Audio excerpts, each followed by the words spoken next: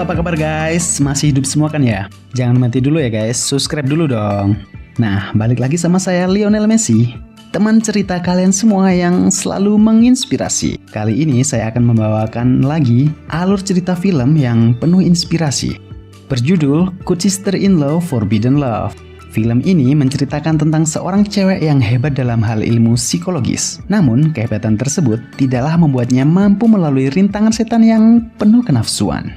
Ya, dari spoiler ceritanya saja sudah sangat menginspirasi kan ya? Yuk, tanpa basa-basa lagi, langsung saja kita ke alur ceritanya.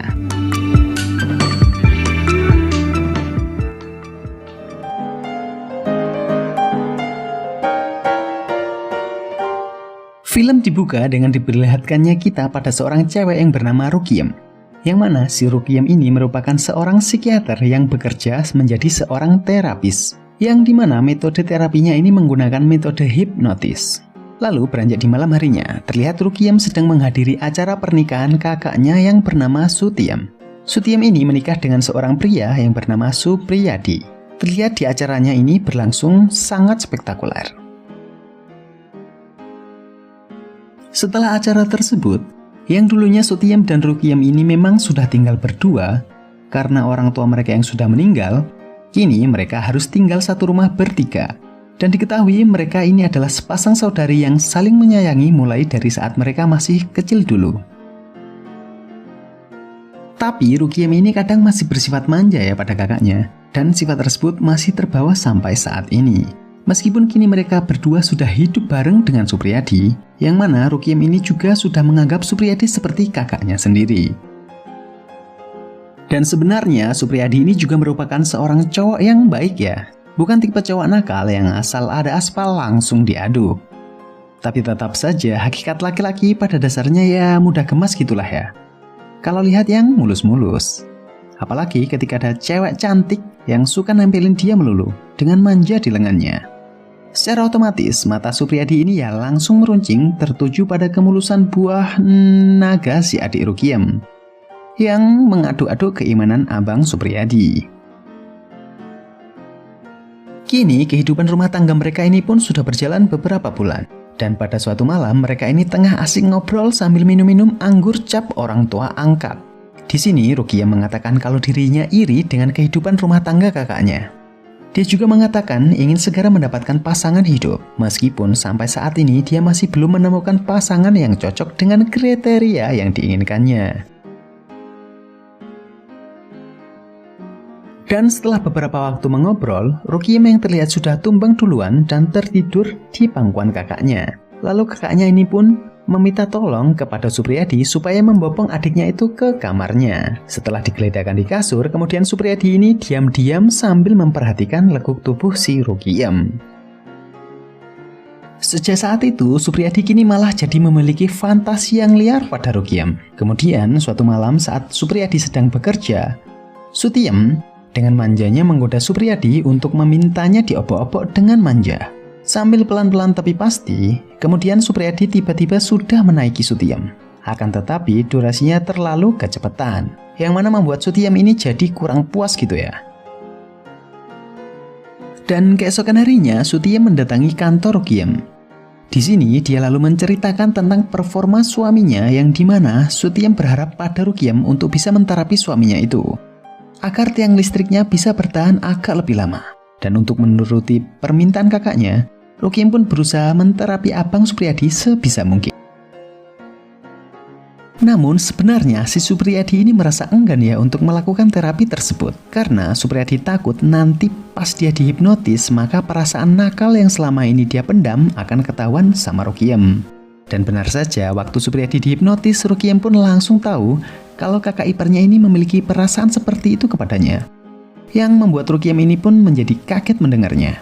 Karena selama ini Rukiem sama sekali tidak pernah memiliki perasaan yang sama pada Supriyadi. Keesokan harinya, Rukiem pun menemui Supriyadi. Dan dia mengatakan kalau dia sudah tahu semua hal tentang perasaan nakal Supriyadi. Yang mana perasaan itulah yang menjadi sumber lemahnya syahwat abang Supriyadi, yang membuatnya jadi kurang nafsu lagi pada istrinya Sutiem. Sehingga Rukiem pun langsung coba menterapi abang Supriyadi. Dia dihipnotis dengan sebuah sugesti melakukan pengecoran terhadap Ruqyam, tapi hanya di dalam imajinasinya saja. Dengan harapan hal itu bisa membuat Supriyadi merasa puas dalam hal cor-mengecor. Tapi hal ini ternyata tidak mempan dan tidak manjur terhadap kejantanan Supriyadi. Karena ternyata Supriyadi tetap tidak bisa bertahan lama saat mengaduk istrinya sendiri. Sehingga Supriyadi pun merasa frustasi. Karena dia sadar fantasi di dalam hatinya ini tidak akan pernah menjadi kenyataan. Dan dia pun merasa masalah yang dia miliki ini tidak akan pernah bisa terobati. Dan akhirnya membuat Supriyadi berniat meninggalkan istrinya. Namun untung saja kelakuan ini diketahui oleh Ruqyam. Terlihat Supriyadi yang sudah menenteng tas kesayangannya dan akan beranjak ke barat. Kemudian disamperi oleh Ruqyam. Di sini Ruqyam bertanya, kenapa kamu sampai tega akan meninggalkan kakakku? Padahal kakakku itu kan sangat-sangatlah mencintaimu. Dan Ruqyam berpikir bila hal ini dibiarkan maka akan membuat rumah tangga kakaknya ini hancur. Tentu saja, dia tidak akan tega melihat kakak sematawayangnya ini sakit hati. Sehingga membuat Ruqyam pun berusaha sekuat tenaga membantu masalah yang dihadapi oleh Abang Supriyadi. Dan dia pun rela melakukan apa saja agar kehidupan rumah tangga kakaknya ini bisa kembali harmonis. Pada akhirnya, Ruqyam pun memutuskan kembali melakukan terapi kepada Abang Supriyadi. Meskipun terapi yang kedua ini resikonya adalah kemasukan, keenakan, dan ketagihan. Seperti hal tersebut. Dengan harapan jika Supriyadi sudah merasakan apa yang selama ini ia idam-idamkan, yaitu lahan tanam adik Ruqyam, mungkin akhirnya dia bisa merasa puas dan bisa kembali lagi mencintai Sutyam. Dan juga berharap bisa mengembalikan kejantanan dirinya. Lalu Ruqyam pun membawa Supriyadi keluar berkendara. Namun di tengah perjalanan, Ruqyam malah mengajak Supriyadi mampir ke toilet umum. Dan dia pun meminta Supriyadi untuk mengobrak-abrik dirinya di toilet tersebut. Dengan tujuan yang hanya bisa difahami oleh profesional saja. Dan herannya saat Supriyadi melakukan penunggangan sama si adik, dia justru malah menjadi sangat kuat dan tahan lama. Sejak saat itu mereka malah jadi sering melakukan kegiatan ngaji bersama tersebut. Dan selang beberapa waktu saat Ruqyam menjalani hubungannya dengan Supriyadi, dia kini pun jadi tahu tentang sifat Abang Supriyadi. Yang ternyata Supriyadi ini memanglah sosok orang yang sangat lemah lembut dan penuh kasih sayang, begitupun ketika saat dia melakukan kegiatan ngaji bersama. Yang mana pria seperti Supriyadi inilah yang ternyata adalah idamannya adik Ruqyam. Sehingga kini tanpa disadari, Ruqyam pun perlahan-lahan jatuh cinta kepada Supriyadi. Dan pada saat itulah kehidupan ketiga orang ini mulai menjadi bulat. Dan Ruqyam pun saat ini sudah lupa dengan tujuan utamanya, bahwa seharusnya dia melakukan itu semua agar bisa membahagiakan kakaknya. Namun justru mereka berdua ini malah jadi keseringan nyolong timing supaya bisa lebih sering tunggang-menunggang bersama.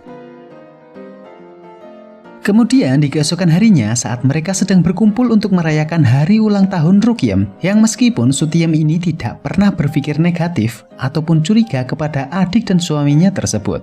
Tapi meskipun begitu, insting seorang wanita akan tetap menyadari saat ketika Sutyam melihat adiknya yang sedang memperhatikan Supriyadi dengan perasaan yang berbeda.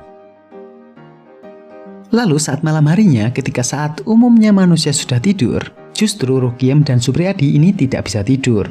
Dan secara kebetulan, mereka malah tidak sengaja bertemu di ruang dapur. Di sini Ruqyam terlihat sangat rindu terhadap gesekan-gesekan lembut Abang Supriyadi.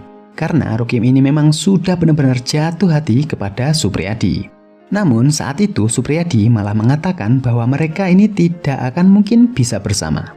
Begitu juga dengan Ruqyam yang sangatlah menyayangi kakaknya itu. Pada saat itu juga sebenarnya mereka hendak akan mengakhiri hubungan ngaji bersama tersebut. Tapi entah karena angin apa justru Ruqyam malah sengaja menggoda Abang Supriyadi lagi. Dengan cara izin mau mandi malam. Namun dengan sengaja tidak menutup pintu kamar mandinya. Sehingga membuat narator magang akhirnya men-skip video di scene ini. Dan yang tidak mereka berdua ketahui, ternyata saat mereka sedang asik ngaji bersama, Sutyam ternyata juga terbangun pada malam itu. Dan kini dia pun tahu kalau suaminya tersebut suka mengaduk-aduk lahan adiknya sendiri. Hal itu pun membuat Sutiem berebes milih di atas ranjangnya sendiri. Kemudian di keesokan harinya Sutiem terlihat sangat depresi karena disakiti oleh kedua orang yang paling dia sayangi. Sehingga membuatnya tidak kuasa menerima kenyataan bahwa PPKM terus ditambahi. Akhirnya Sutiem pun memutuskan pergi dari rumah itu. Lalu kemudian terlihat Rukiem yang sedang mencari-cari keberadaan kakaknya dan justru hanya menemukan sepucuk surat di atas meja. Dan pada saat Rukiem membacanya, Rukiem pun tahu kalau kelakuan bejatnya tersebut sudah diketahui oleh kakaknya. Di surat tersebut, Sutiem pun berkata bahwa dia tidak akan pernah bisa marah terhadap adik yang sangat dicintainya. Justru, Sutiem malah mendoakan agar mereka berdua bisa hidup bahagia bersama. Pada detik itu juga, Rukiem langsung kembali teringat pada masa lalunya, di mana kakaknya ini selalu saja melindunginya dan membelanya, tidak peduli kelakuan nakal apapun yang diperbuat oleh Rukiem. Jadi, Sutiem ini memang benar-benar sangat menyayangi Rukiem sejak mereka masih kecil.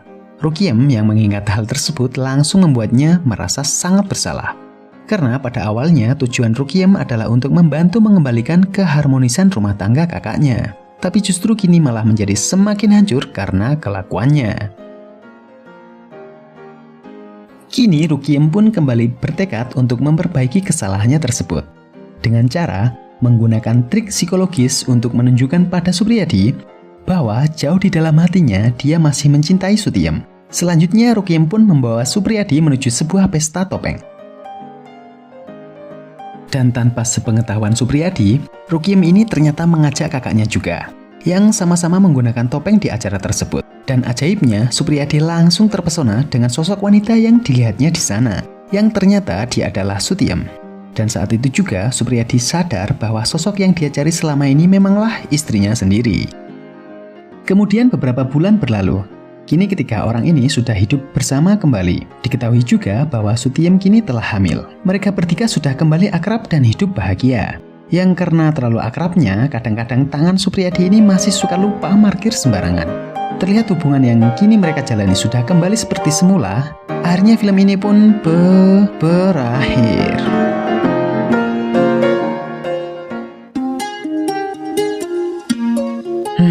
Sungguh mengharukan sekali. Membuat saya hampir nangis nonton filmnya.